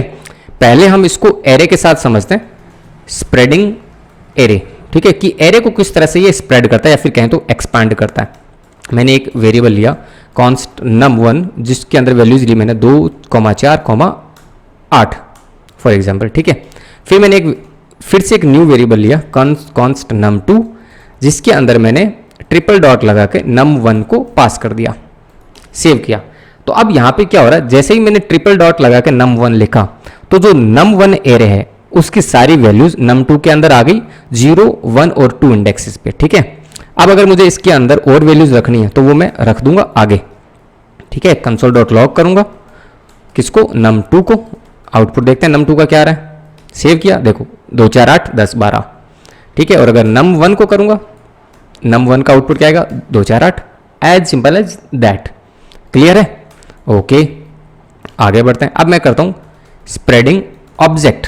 तो ऑब्जेक्ट के लिए एक ऑब्जेक्ट बनाते हैं कॉन्स्ट पर्सन। इसके अंदर मैंने लिखा for example name is equals to Rohit, ठीक है। सेव कर देते हैं इसको, सेव तो हो चुका ऑटोमेटिक नो डाउट। अब मुझे क्या करना है, इसी के अंदर चलो एक और की बना देते हैं। पहले तो मैं इसको बना देता हूँ, एज बना देता हूँ। एज मैंने लिख दी फॉर एग्जाम्पल 30, ठीक है। अब मैं एक न्यू बनाता हूँ, न्यू क्या बनाऊंगा, न्यू पर्सन ऑब्जेक्ट बनाऊंगा is equals to curly bracket start and close, triple dot लगाऊंगा और पर्सन लिख दूंगा। तो इसका मतलब क्या हो जाएगा, पर्सन नाम के ऑब्जेक्ट की जो दोनों कीज हैं नेम और एज वो ऑटोमेटिक यहाँ सेट हो जाएंगे। इसके आगे मुझे जो भी डिफाइन करना है, फॉर एग्जांपल सिटी मैंने लिखा दिल्ली, तो वो किसके अंदर आ जाएंगे, उसके कंटिन्यूअस में आ जाएंगे। तो अब मैं console.log करता हूँ न्यू पर्सन, तो आउटपुट देखना क्या आता है, रोहित, एज और सिटी। क्लियर है किस तरह से ऑब्जेक्ट और एरे को हम क्या कर रहे हैं, एक्सपैंड कर रहे हैं, ओके। तीसरा इसका यूज केस होता है फंक्शनल आर्ग्यूमेंट में। फंक्शनल आर्ग्यूमेंट जो कि सबसे ज्यादा होगा, ठीक है। मैंने एक फंक्शन बनाया फंक्शन ए कॉमा, फंक्शन का नाम देते हैं सम ए कॉमा एबीसी, 3 आर्ग्यूमेंट है, ठीक है। अब मैं क्या कर रहा हूं, तीनों को सम ही करूंगा basically a plus B plus C, ठीक है। फंक्शन को कॉल करते हैं, कॉलिंग बहुत सिंपल है यार फंक्शन की, बट मैं क्या करूंगा, एक एरे बनाऊंगा नंबर्स जिसके अंदर मैंने वैल्यू लिखी 2, 4, 5, ठीक है। अब फंक्शन को कॉल करते हैं सम, जिसको हम console.log के अंदर कॉल कर लेते हैं ना, और यहां पे मैं क्या लिख देता हूं, नंबर्स। सेव किया, आउटपुट क्या आ रहा है, 2, 4, 5 ही आ रहा है। कुछ डिफरेंस है, कुछ भी तो डिफरेंस नहीं है। मुझे यहाँ क्या करना पड़ेगा, ट्रिपल डॉट लगाना पड़ेगा। अब अभी आउटपुट आ रहा है, अभी भी 2, 4, 5 आ रहा है, ऑफकोर्स 2, 4, 5 आ रहा है। मुझे थोड़ा सा कन्फ्यूजन हो रहा है तो मैं console.log को कमेंट करता हूँ, यहाँ से कमेंट किया। अब देखो आउटपुट क्या आ रहा है, 2, 4, 5 आ रहा है, अभी भी 2, 4, 5 ही आ रहा है। सोच के बताओ क्या आ रहा है बिकॉज मैंने फंक्शन का तो कॉल किया ही नहीं माय डियर। फंक्शन के अंदर मुझे आर्ग्यूमेंट को पास करना है नंबर्स को। अब देखो आउटपुट क्या आ रहा है, 2, 4, 5 का सम। मैंने इसको लिख दिया 2, 4 और 4 कर दिया फॉर एग्जांपल, तो आउटपुट क्या आ रहा है देखो 10। अगर मैं यहाँ से ट्रिपल डॉट हटा दूंगा तो आउटपुट देखो क्या रहा है, 2 4 4 अनडिफाइन अनडिफाइन अनडिफाइन, मतलब ये चलता जा रहा है। मुझे यहाँ पे ट्रिपल डॉट लगाना पड़ेगा। इसको देखो एक्सप्लेन करता हूँ। बेसिकली ये सम फंक्शन है जिसके अंदर मैंने एक एरे पास किया है, उस एरे के आगे मैंने डॉट लगा दिया, ट्रिपल डॉट। तो बेसिकली क्या हो रहा है, उस एरे के अंदर जितनी भी वैल्यूज हैं, अभी 3 वैल्यूज हैं, तो वो तीनों वैल्यूज एक एक इंडेक्स पर, मतलब कह सकते हैं कि तीनों वैल्यूज 3 पैरामीटर के तौर पे पास हो रही हैं, 3 वैल्यूज के तौर पे पास हो रही है। इसीलिए हमने यहां पर सम नाम के वेरिएबल के अंदर, सम नाम के फंक्शन के अंदर 3 आर्ग्यूमेंट को रिसीव किया। अगर मैं यहां से एक भी कम कर दूंगा तो देखो आउटपुट क्या आया, नन। तो ये एज ए प्रोग्रामर हमें पता होना चाहिए कि हमारा जो एरे है उसके अंदर कितने एलिमेंट्स हैं, उतने ही हमें यहाँ पे पैरामीटर रिसीव करने पड़ेंगे। अगर हमारे पास 2 एलिमेंट है उस एरे के अंदर तो हमें यहाँ पे 2 आर्ग्यूमेंट को रिसीव करना पड़ेगा। Next is distracting array. क्या मतलब है इसका? बेसिकली डिस्ट्रक्टिंग एरे एक तरीका है एरे के एलिमेंट्स को अनपैक और एक्सेस करने का। समझ में आया? नहीं आया होगा, कोई बात नहीं, एग्जाम्पल से मैं समझाने की कोशिश करता हूँ। ठीक है, एक कमेंट डालता हूँ, अनपैकिंग एलिमेंट्स। ठीक है, एक एरे बनाते हैं कॉन्स्ट नंबर्स नाम से, इसके अंदर वैल्यूज लिखते हैं, फॉर एग्जांपल 2, 4, 6। सिंपल सा एरे है, कोई बड़ी बात नहीं है। ठीक है, अब मैंने एक वेरिएबल बनाते हैं कुछ, जिन वेरिएबल्स को मैं स्क्वायर ब्रैकेट्स के अंदर डालूंगा, a, b, c। इसके अंदर मैं पास कर दूंगा नंबर्स को। ठीक है, अब मैं कंसोल डॉट लॉग करूंगा a, b, c को। आउटपुट देखो क्या आया, 2 4 6। इसका मतलब ये जो एरे था, नंबर्स 3 इंडेक्स थे, 0 1 2, 0 1 2 पे वैल्यूज क्या है, 2 4 6। इन तीनों वैल्यूज को मैंने अलग अलग एरे के अंदर, अलग अलग वेरिएबल्स के अंदर पास कर दिया डायरेक्ट, कुछ इस तरीके से। स्क्वायर ब्रैकेट्स के अंदर वो वेरिएबल्स लिखे और नंबर्स को उनके अंदर पास कर दिया। यूजुअली अगर हमें वेरिएबल किसी एक पर्टिकुलर इंडेक्स की वैल्यू चाहिए तो हम कुछ इस तरीके से कर सकते हैं। For example let num is equals to, मैं कुछ इस तरीके से कर सकता था, नंबर्स, देन मैं 0 कर सकता था, राइट। और इसको कंसोल डॉट लॉग भी करके दिखा देता हूँ, नम, कंसोल डॉट लॉग नम, राइट। कोई बड़ी बात नहीं है, होता ही है। बट ये भी एक तरीका है कि हम एरे के जो वैल्यूज़ हैं उनको अनपैक कर सकते हैं और दूसरे वेरिएबल्स के अंदर पास कर सकते हैं। ठीक है, ओके भाई, आगे बढ़ते हैं। अगर हमें कुछ वैल्यूज को स्किप करना हो तो वो भी देख लेते हैं, स्किपिंग एलिमेंट्स। तो मैं क्या करता हूँ, जो नंबर्स हैं उसके अंदर 2 4 6 हैं, राइट। मैं ये चाहता हूँ कि 2 और 4 ना आए, मैं 6 वाली वैल्यू को एक्सेस करना चाहता हूँ। तो मैं क्या लिखूँगा, कॉन्स्ट नम 3 लिखूँगा कुछ इस तरीके से, बट उसको मुझे डालना पड़ेगा स्क्वायर ब्रैकेट्स के अंदर, राइट। और मुझे 2 वैल्यूज़ को स्किप करना है, मतलब स्टार्टिंग के 2 इंडेक्सेस को स्किप करना है। तो मैं यहाँ पे 2 कॉमास लगा दूंगा, ठीक है, और बाद में लिख दूंगा नंबर्स।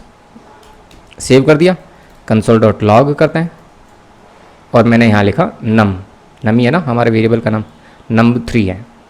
सेव किया तो देखो आउटपुट क्या आ गया, 6। राइट साइड में दिख रहा है ना कंसोल में। तो ये हमने क्या कर दिया, स्किप कर दिया स्टार्टिंग के 2 एलिमेंट्स को। ठीक है भाई, आगे बढ़ते हैं। उसके बाद हम रेस्ट ऑपरेटर को भी किसके साथ यूज़ कर सकते हैं, डिस्ट्रक्टिंग वाले कॉन्सेप्ट के अंदर यूज़ कर सकते हैं, वो देखते हैं। रेस्ट ऑपरेटर इन डिस्ट्रक्टिंग, ठीक है। मैंने एक वेरिएबल बनाया कॉन्स्ट कलर्स नाम से, और इसके अंदर हम कुछ कलर्स रख देते हैं, for example red, green, blue then yellow. ठीक है, ओके। अब मैं क्या चाहता हूँ, एक तो मेरा हो प्राइमरी कलर और बाकी के कलर जो हों वो अदर्स कलर हों। ठीक है, तो मैंने 2 वेरिएबल बनाने जिनको मैं रखूँगा, एक तो मैं रखूँगा प्राइमरी कलर और बाकी सारे जो हैं वो अदर कलर्स में चले जाएंगे। तो इसके लिए मैं क्या करूँगा, ट्रिपल डॉट लिखूँगा और अदर कलर्स नाम का एक वेरिएबल बना दूंगा। ठीक है, और इसके अंदर क्या पास कर दूंगा, कलर्स को, एज सिंपल एज दैट। ठीक है, अब कंसोल डॉट लॉग करके देखें। सबसे पहले तो प्राइमरी कलर को करते हैं, आउटपुट देखो क्या आ रहा है, रेड आ रहा है, सही बात है। उसके बाद क्या करें, अदर कलर्स को भी कर लेते हैं। ये देखो अदर कलर्स क्या है, एक एरे है और बाकी सब क्या है, बाकी तो कुछ था ही नहीं ना, बाकी तो प्राइमरी कलर था। क्लियर है, ओके, आगे बढ़ें। एक कॉन्सेप्ट इसमें यह भी होता है कि हम वैल्यूज़ को स्वैप भी कर सकते हैं, स्वैपिंग वेरिएबल्स। वो किस तरीके से कर सकते हैं, फॉर एग्जांपल मेरे पास 2 वेरिएबल्स हैं, let x is equals to 10 और let y is equals to 20। तो डिस्ट्रक्टिंग के मेथड से हम किस तरीके से कर सकते हैं वो देखो। मैंने क्या किया, स्क्वायर ब्रैकेट्स के अंदर लिखा x, y और इज इक्वल्स टू मैंने कर दिया स्क्वायर ब्रैकेट के अंदर ही y is equals to x. अब कंसोल डॉट लॉग करते हैं, सबसे पहले x की वैल्यू, फिर करते हैं y की वैल्यू, सेव कर दें। आउटपुट देखो, आउटपुट क्या आ रहा है 10 और अनडिफाइंड। कुछ तो प्रॉब्लम है, प्रॉब्लम ये है कि ये ब्रैकेट के अंदर चला गया और वहाँ पे इक्वल टू नहीं लगाना था, कॉमा लगाना था। ये ब्रैकेट्स भी रिमूव करना है, ठीक है। अब देखो आउटपुट क्या आ रहा है 20 और 10, जबकि x की वैल्यू 10 है और यहाँ पे देखो आउटपुट में क्या मिल रहा है 20। क्लियर है? ओके। अब इसका हम एक थोड़ा और ज़रूरी यूज केस देखते हैं। बेसिकली हम क्या है ना, रिटर्न्स में भी मल्टीपल वैल्यूज़ को रिटर्न कर सकते हैं। वो देखते हैं किस तरीके से हम मल्टीपल वैल्यूज़ को रिटर्न कर सकते हैं। बेसिकली मैं एक फंक्शन बनाऊंगा, उस फंक्शन के अंदर कुछ कैलकुलेशन करूंगा और उस कैलकुलेशन के बाद में मैं एक वैल्यू रिटर्न ना करके दो वैल्यू रिटर्न करूंगा। तो जनरली हम जब भी फंक्शन बनाते हैं या तो एरे रिटर्न करते हैं, अगर हमें मल्टीपल वैल्यूज़ को रिटर्न करना होता है तो कभी भी दो वेरिएबल्स को रिटर्न नहीं करते, राइट। तो वो किस तरीके से कर सकते हैं वो देखते हैं। पहले मैं एक फंक्शन बनाता हूँ, function get min max. Function की स्पेलिंग सही है? आई होप सो, सही है बिल्कुल, ठीक है। अब इसके अंदर क्या करूँगा मैं, एक नंबर्स नाम का वेरिएबल है जो कि रिसीव कर लेंगे आर्ग्यूमेंट के तौर पे, ठीक है। चलो पहले कर ही देते हैं ना, कॉन्स्ट। अब जाहिर सी बात है मुझे दो आर्ग्यूमेंट, दो वैल्यूज या फिर दो वेरिएबल्स एज ए रेस्पॉन्स चाहिए, तो मैं उनको किसके अंदर पास करूँगा, स्क्वायर ब्रैकेट के अंदर रखूँगा ना, क्योंकि मुझे उस फंक्शन से दो वैल्यूज एज ए रिटर्न चाहिए, एज ए रेस्पॉन्स चाहिए। अब यहाँ पे मैं क्या करूँगा, उस फंक्शन को कॉल कर दूंगा और इसके अंदर एक एरे पास कर देते हैं। For example 2, 4, 10, 30, 21। मुझे कुछ नहीं करना, मुझे इस एरे में से एक तो मिनिमम वैल्यू चाहिए और एक मैक्सिमम वैल्यू चाहिए। एज सिंपल एज दैट, ये मेरा बस एम है, ठीक है। और यहाँ पे मैं कंसोल डॉट लॉग कर देता हूँ किसको, मिन को और मैक्स को। क्लियर है? अब इस फंक्शन पे आते हैं। इस फंक्शन के अंदर आके हमें क्या करना है, लॉजिक ही तो लगाना छोटा सा। तो सबसे पहले एक वेरिएबल लेते हैं कॉन्स्ट, जिसके अंदर कॉन्स्ट मिन नाम से एक वेरिएबल लेते हैं, ठीक है। या चलो चलने देते हैं, कॉन्स्ट लें या लेट लें, लेट लेना पड़ेगा ना, क्योंकि हमने यहाँ पे नीचे ऑलरेडी डिफाइन किए हुए हैं कॉन्स्ट, ठीक है। और लेट से कर सकते हैं बिकॉज वो ब्लॉक स्कोप वाला कॉन्सेप्ट पता है ना। इस कर्ली ब्रैकेट्स के अंदर हम फिर से वेरिएबल को डिक्लेयर कर सकते हैं विद सेम नेम, ठीक है। अब इसके अंदर हम मैथ ऑब्जेक्ट को यूज़ करेंगे। मैथ ऑब्जेक्ट की एक प्रॉपर्टी होती है, एक फंक्शन होता है जो कि है मिनिमम फंक्शन। इसके अंदर हम क्या कर देंगे, नंबर्स जो एरे आ रहा है उसको स्प्रेड कर देंगे एक एक वैल्यूज़ के अंदर। और दूसरा फंक्शन होता है मैक्स, तो यहाँ पे भी हम मैक्स फंक्शन एक वेरिएबल बना लेते हैं बस, और तो कुछ नहीं है।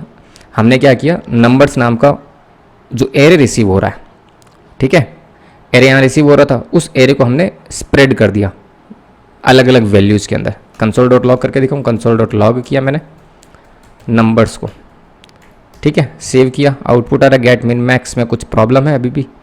गेट मिन मैक्स में क्या प्रॉब्लम है, इट्स रिटर्न। ओके, रिटर्न नहीं किया ना, तो रिटर्न भी तो करना पड़ेगा। रिटर्न कर देता है मिन कॉमा मैक्स को, सेव। आउटपुट देखो क्या आ रहा है 2 और 10। मिनिमम वैल्यू क्या है 2 है और मैक्सिमम वैल्यू क्या है 30 है ना इसमें। बस यही तो आउटपुट चाहिए था हमें। कंसोल डॉट लॉग में देखो पूरा का पूरा एरे प्रिंट हो रहा है ना, 2, 4, 10, 30 और 21, करेक्ट। और अगर मैं इसको ट्रिपल डॉट लगा दूं तो देखो क्या हो जाता है, वो एक स्ट्रिंग बन जाता है, ठीक है। इसीलिए हमने मतलब कॉमा सेपरेटेड वैल्यू बन गई ना वो, इसलिए यहाँ पे ट्रिपल डॉट लगाया ताकि उन वैल्यूज़ में से हमें एक मैक्सिमम पर्टिकुलर वैल्यू मिल जाए। अब हम देखते हैं डिस्ट्रक्टिंग ऑब्जेक्ट। जैसे हमने एरे को डिस्ट्रक्ट किया उसी तरीके से हम ऑब्जेक्ट को भी डिस्ट्रक्ट कर सकते हैं। वही सेम कॉन्सेप्ट है, हमें ऑब्जेक्ट की प्रॉपर्टीज़ को अनपैक करना है। जैसे हमने एरे की प्रॉपर्टीज़ या फिर एरे की कीज़ या फिर वैल्यूज़ वॉट एवर उनको हमने अनपैक किया था, उसी तरीके से हम ऑब्जेक्ट की प्रॉपर्टीज़ को अनपैक करेंगे, ठीक है। करें स्टार्ट। चलो मैंने लिखा कमेंट अनपैकिंग प्रॉपर्टीज़, ठीक है। सबसे पहले मैं काम करता हूँ, एक ऑब्जेक्ट बना लेता हूँ पर्सन। इसके अंदर की मैंने लिखा, नेम में मैंने लिख दिया रोहित फॉर एग्जांपल, एज में मैंने लिख दिया फॉर एग्जांपल 31। बहुत सिंपल सा ऑब्जेक्ट है, ठीक है। अब हम क्या करते हैं, कॉन्स्ट कर्ली ब्रैकेट्स, एरे के टाइम में स्क्वायर ब्रैकेट्स था और ऑब्जेक्ट के टाइम में कर्ली ब्रैकेट्स, ठीक है। इसके अंदर दो वेरिएबल बनाएंगे, नेम और एज। उसके अंदर हम क्या करेंगे, पर्सन को पास कर देंगे, as simple as that. Console dot log करते हैं, पहले मैंने लिखा नेम और उसके बाद मैंने लिखा एज, ठीक है। आउटपुट देखें, आउटपुट कुछ भी नहीं आ रहा। सेव किया मैंने, रीलोड किया, देखो रोहित 31। अगेन समझा रहा हूँ, एरे के केस में हमने यहाँ पे स्क्वायर ब्रैकेट्स लिखे थे, ऑब्जेक्ट के केस में हम यहाँ पर कर्ली ब्रैकेट्स लिखेंगे। अंदर वाले जो वैल्यूज होंगी वो वेरिएबल्स ही होंगे, ठीक है। तो वो सेम सीक्वेंस में पास हो जाएगा। बहुत सिंपल सा है। ओके, आगे बढ़ते हैं। अब हम एक और तरीका देखते हैं, हम बेसिकली रीनेमिंग भी कर सकते हैं प्रॉपर्टीज़ को, तो वो देखते हैं। रीनेमिंग ऑफ प्रॉपर्टीज़ वो किस तरीके से होगा, तो एक बनाता हूँ मैं object student is equals to, मैंने लिखा स्टूड नेम, इसकी वैल्यू मैंने रख दी फॉर एग्जाम्पल रीटा, ठीक है। उप्स, कॉमा आएगा, उसके बाद मैंने लिख दिया फॉर एग्जाम्पल स्टूड एज, इसको मैंने लिख दिया for example 17। As simple as that, बहुत सिंपल सा ऑब्जेक्ट है। अब हम क्या करते हैं, दो वेरिएबल बनाते हैं। अगेन कॉन्स्ट ब्रैकेट के अंदर, कर्ली ब्रैकेट्स के अंदर स्टूड नेम, जो कि यहाँ पर है वो ही मैंने यहाँ यूज़ किया, और मैं लगाऊंगा कॉलन, और यहाँ पे मैं लिख दूंगा नेम, फिर मैं लगाऊंगा कॉमा, फिर मैंने लिखा स्टूड एज, और मैं क्या करूँगा यहाँ पे 17 की बजाय लिख दूंगा age is equals to student, ठीक है। अभी चल रहा है ये, कुछ तो प्रॉब्लम है। कॉन्स्ट के अंदर मैंने सही लिखा, स्टूड नेम सही है, यहाँ पे मैंने उसको कर दिया नेम। स्टूड एज बिल्कुल सही है, कुछ तो प्रॉब्लम है। आई बिलीव ये बोल रहा है अनएक्सपेक्टेड सेमीकोलन, वाई, यहाँ पे मुझे सिंगल कोटेशन लगाना चाहिए। I don't think so, knob, single quotation नहीं लगेगा, कुछ तो मिस्टेक है, मैं डिबग करता हूँ इसको। अनएक्सपेक्टेड ये बोल रहा है कॉन्स्ट के बाद में, कॉन्स्ट यार फिर से स्पेलिंग गलत हो गई ना टाइपिंग के दौरान। अब ठीक है, ओके। सिंटैक्स एरर अब कुछ भी नहीं है। कंसोल डॉट लॉग करते हैं। कंसोल डॉट लॉग किया मैंने नेम, और फिर मैंने कंसोल डॉट लॉग किया एज, सेव किया। अभी भी आउटपुट दे रहा है ये, क्या आउटपुट दे रहा है, syntax error, name has already been taken, ये देखो यहाँ ऑलरेडी टेकन है ना। तो इनको हम क्या कर देते हैं, फॉर एग्जांपल एस लगा देता हूँ, एस नेम और एस एज, ठीक है। इससे हमारा एरर चला जाएगा, दोनों के आगे एस एस लगा दिया, ठीक है। ये देखो रीटा आ गया और नीचे क्या आ गया, एज आ गया, ठीक है। आगे बढ़ते हैं, एक और इसका यूज केस देख लेते हैं, नेस्टिंग ऑब्जेक्ट। इसमें हम किस तरीके से कर पाएंगे, उनको क्या बोलते हैं ये डिस्ट्रक्ट, वो देखते हैं, ठीक है। यहाँ पे लिख दिया नेस्टिंग ऑब्जेक्ट। मैं एक ऑब्जेक्ट बनाता हूँ कॉन्स्ट एम्प्लॉय, ठीक है। इसके अंदर मैंने नेम लिखा for example Waseem, okay. Role लिखा मैंने SE for example software engineer, ठीक है। कॉन्टैक्ट इन्फो क्या हो जाएगी, पहली की मैंने लिखी फॉर एग्जांपल wasim@yopmail.com, ओके। और दूसरा मैंने लिख दिया फ़ोन, फ़ोन में कुछ भी लिख देता हूँ स्ट्रिंग के अंदर ही, वॉटेवर, कोई खास फर्क नहीं पड़ता, ठीक है। सिंपल सा ऑब्जेक्ट है। अब देखो इसको मैं किस तरह से डिस्ट्रक्ट कर रहा हूँ। मैंने लिखा कॉन्स्ट नेम, नेम में सोच के बताओ क्या आएगा, नेम में नेम आएगा। फिर मैं कर रहा हूँ कॉन्टैक्ट, कॉन्टैक्ट को मैं क्या कर रहा हूँ, कॉन्टैक्ट में से मैं क्या क्या उठा रहा हूँ, ईमेल और फ़ोन, ठीक है। इजिकल्स टू मैं कर दूंगा एम्प्लॉय, ठीक है। कंसोल डॉट लॉग करें, नेम में फिर से एरर आएगी ना, बिकॉज वो नेम ऊपर ऑलरेडी डिफाइन है। मैंने लिख दिया E name, okay. Console dot log के अंदर क्या लिखता हूँ, ई नेम, सेव किया। ये देखो अनडिफाइंड आ गया। अनडिफाइंड क्यों आया, बिकॉज यहाँ पे नेम है और यहाँ पे मैंने क्या लिख दिया, ई नेम, तो यहाँ पे भी मुझे ई नेम करना पड़ेगा। देखो आ गया वसीम, ओके। दूसरा क्या था, दूसरा था कॉन्टैक्ट, तो कॉन्टैक्ट को भी हम इको कर लेते हैं, क्या बड़ी बात है। अनकोट रेफरेंस एरर, कॉन्टैक्ट, और कॉन्टैक्ट के अंदर हमने क्या लिया है, हमने कॉन्टैक्ट डॉट ई मेल, हमें क्या करना पड़ेगा, ईमेल, अभी भी नहीं आया। Unquote reference error, contact is not define, contact हमने यहाँ डिफाइन किया है ना, चेक करते हैं।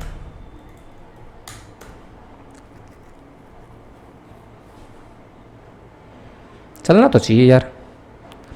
ईमेल आ गया, फ़ोन आ गया, जो कि नो डाउट एक नेस्टिंग ऑब्जेक्ट के अंदर से आ रहा है। एम्प्लॉय हमारा कांस्टेंट है ऊपर डिफाइन ऑब्जेक्ट, जो कि ई नेम सही आ रहा है। कॉन्टैक्ट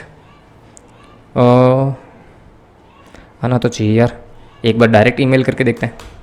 आ गया ना ईमेल, ठीक है। उसके बाद में फ़ोन, कॉन्टैक्ट के साथ नहीं आएगा, हमने डिस्ट्रक्ट किया ना। हमने बेसिकली कॉन्टैक्ट जो की है वो भी एक क्या थी, नेस्टेड ऑब्जेक्ट था। तो कॉन्टैक्ट भी अपने आप में एक ऑब्जेक्ट है, हमने उसमें से क्या निकाल लिया, ईमेल और फ़ोन को अलग अलग वेरिएबल्स में निकाल लिया। इसका एक रियल टाइम यूज केस देख लेते हैं, जो हम बेसिकली कह सकते हैं कि जब APIs के साथ काम करेंगे ना, तब तुमको शायद थोड़ा और अच्छे से समझ में आए। जनरली होता क्या है, एपीआई में क्या होता है ना, जब भी हम एपीआई कॉल करते हैं तो कुछ एपीआई रेस्पॉन्स आता है, उसके अंदर कुछ स्टेटस कोड भी होता है। जब एपीआई सक्सेसफुली पास होती है तो स्टेटस कोड होता है 200। मैसेज में भी कुछ आता है, फॉर एग्जांपल सक्सेस मैसेज हो सकता है, ठीक है, और कुछ डेटा आता है हमेशा। अभी के लिए तुम इग्नोर कर सकते हो, मैंने लिख दिया आईडी, नेम में मैंने लिख दिया अमित, ठीक है। तो कुछ इस तरीके का हमारे पास एपीआई से रेस्पॉन्स आता है, एपीआई रेस्पॉन्स। अब इसको हम किस तरह से डिस्टॉर्ट कर सकते हैं, कॉन्स में मैंने लिखा स्टेटस मैसेज और डेटा इक्वल्स टू मैंने कर दिया एपीआई रेस्पॉन्स, ठीक है।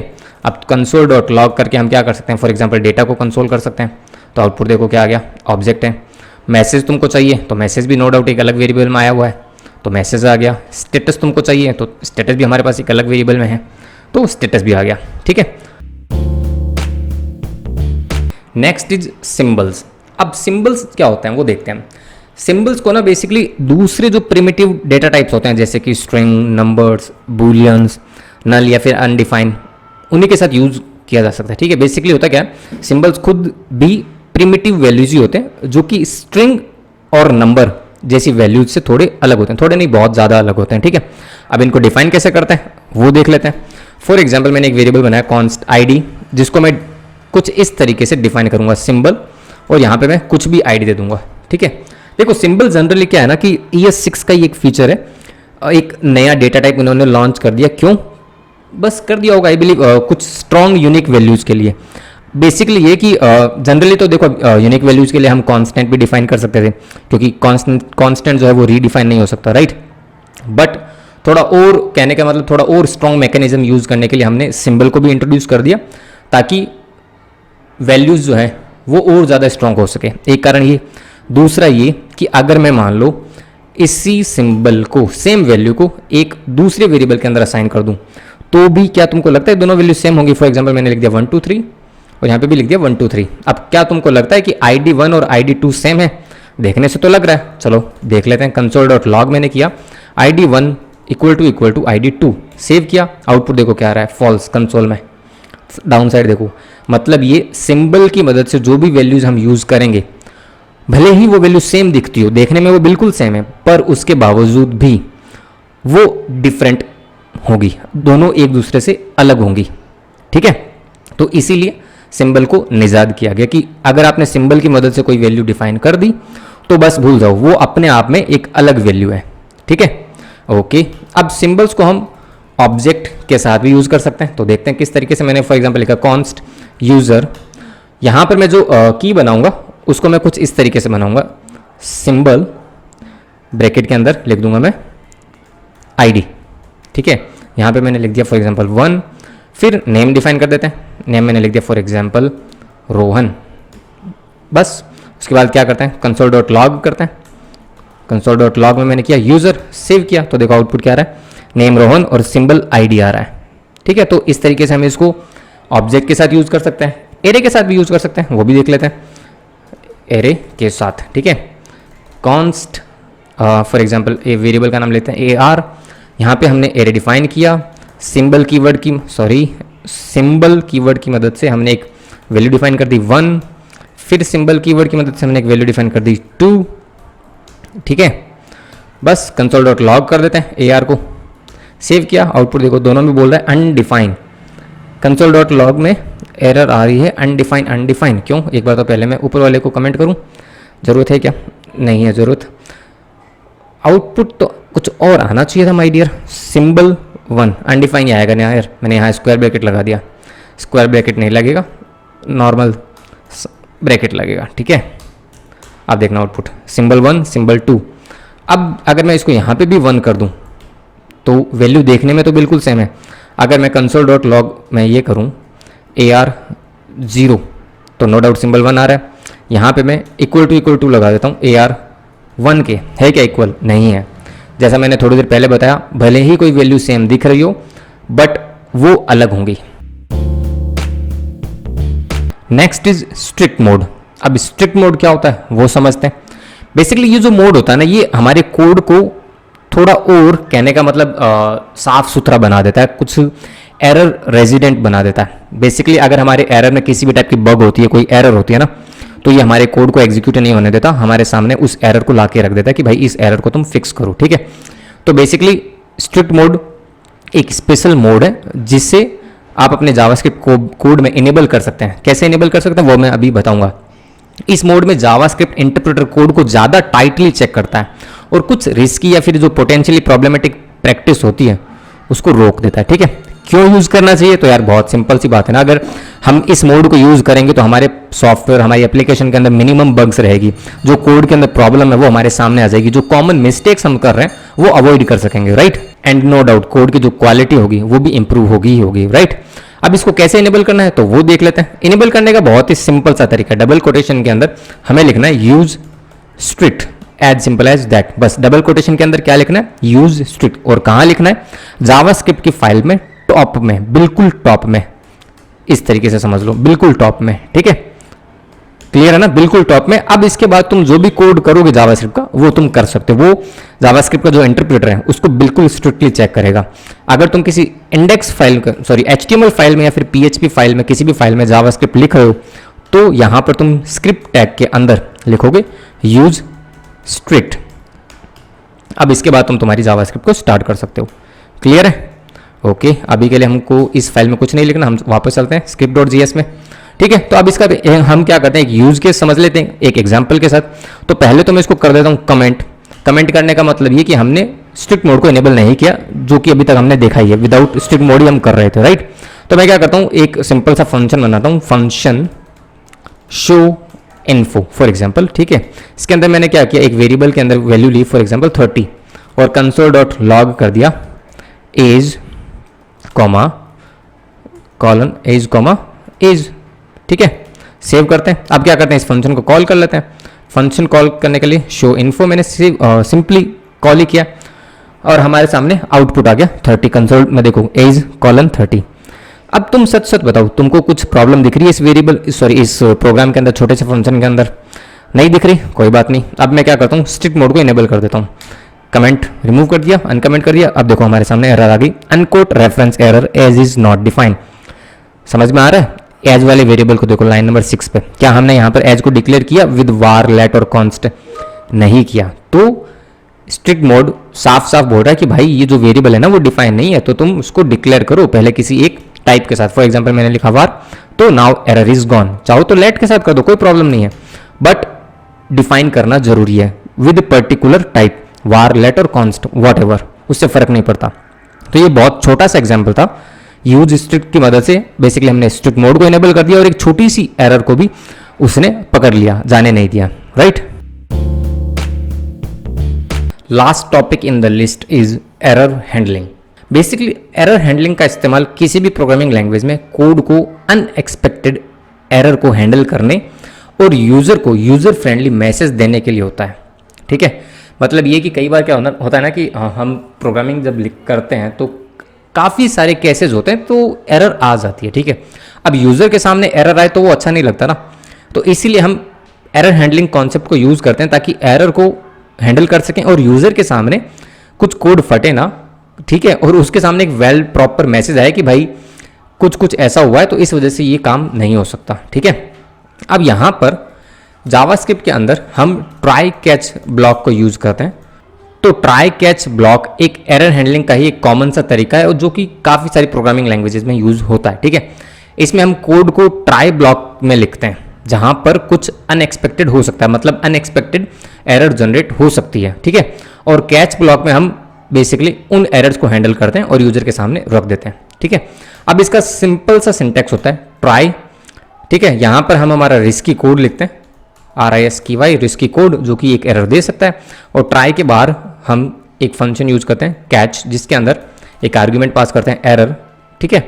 और यहाँ पर हैंडल दी एरर, जिस भी तरीके से हमें एरर को हैंडल करना है, ठीक है। ये सिंपल सा इसका सिंटैक्स है। अब इसको हम एक रियल टाइम एग्जाम्पल के साथ समझते हैं कि किस तरीके से हम इसको इम्प्लीमेंट कर सकते हैं, ठीक है। चलो एग्जाम्पल देखते हैं। तो एग्जाम्पल क्या देखा जाए बताओ।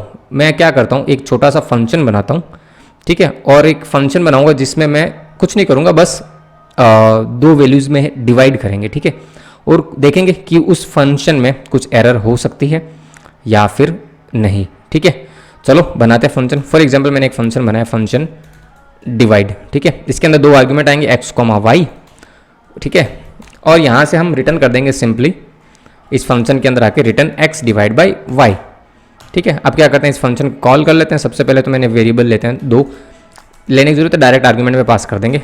मैं लिख लेता हूँ let result is equals to divide. Function सही है spelling, I am not sure, but कोई खास फर्क नहीं पड़ता। मैंने लिखा 10,0। फंक्शन सही से कॉल नहीं हुआ। ठीक है, अब सही है। अब देखो जनरली किसी भी वैल्यू में 10 का भाग नहीं जाता है ना, तो एक एरर आने के चांसेस हैं। अब हम क्या करते हैं, console.log में लिख देते हैं रिजल्ट की वैल्यू जो भी आएगी। ठीक है, ये देखो क्या आ गया, इन्फिनिटी आ गया ना। क्यों आया, क्योंकि हमने सेकंड आर्गुमेंट 0 पास किया। अगर मैं यहाँ पे 2 पास करूंगा तो हमारा फंक्शन बिल्कुल सही चल रहा है, कोई दिक्कत नहीं है। 10 के अंदर 2 का भाग दोगे तो 5 आउटपुट आएगा। ठीक है, तो ये तो फंक्शन था, सॉरी ये तो सिंपल सा फंक्शन था ना, इसमें हमने वैल्यू पास की 0 तो हमारे सामने इन्फिनिटी आ रही है। जबकि अब यूजर को क्या पता चलेगा यार इन्फिनिटी है, तो यहां पर हमें इस केस को हैंडल करना पड़ेगा। Getting my point? तो वो अब हम इसको हैंडल करते हैं। हैंडल किस तरीके से करेंगे वो समझो अब तुम। मैं क्या करता हूँ, इसको तो पूरे को कमेंट कर देता हूँ, इसी को मैं कॉपी करूँगा। बेसिकली इसको मैं अब ट्राई कैच ब्लॉक में डालूंगा। ठीक है, तो मैं क्या करने वाला हूँ, फंक्शन के अंदर, चलो मैं सबसे पहले तो कॉलिंग वाला पार्ट कॉपी कर लेता हूँ। ठीक है, बिकॉज मुझे कॉलिंग में तो सेम ही रखना है, बस आर्ग्यूमेंट में मुझे 0 पास करना है। ठीक है, बट कॉलिंग वाले पार्ट को मैं किस में डाल दूंगा, ट्राई में। ठीक है, क्योंकि error end of the day यहीं आएगी। और उसके बाद में लिख दूंगा कैच, और इसके अंदर हम ऑब्जेक्ट पास कर देते हैं एरर। ठीक है, और यहाँ पे console.log में लिख देते हैं एरर। ठीक है, एरर के बाद में कॉन्करेंट कर देते हैं एरर डॉट मैसेज को। ठीक है, बेसिकली ये जो एरर है ना, इसको तुम चाहो तो ई भी लिख सकते हो, कोई खास नहीं फर्क पड़ता। एरर बस अंडरस्टैंडिंग के लिए। तो एरर एक ऑब्जेक्ट बन जाएगा जिसके अंदर कुछ प्रॉपर्टीज होंगी। मैसेज नाम की भी एक प्रॉपर्टी होगी जिसके अंदर कुछ मैसेज आएगा, कुछ वैल्यू होगी। किस केस में, जब हमारे ट्राई वाला ब्लॉक फट जाएगा, कुछ ना कुछ एरर उसमें रह जाएगी। ठीक है, अब अगर हम इतने को रन करें तो तुमको राइट साइड में दिख रहा होगा डिवाइड इज नॉट डिफाइंड। समझ में आ रहा है? मतलब तुमने फंक्शन तो कॉल कर दिया बट फंक्शन डिफाइंड नहीं है, तो वो ऑटोमेटिक देखो कैच ब्लॉक में चला गया।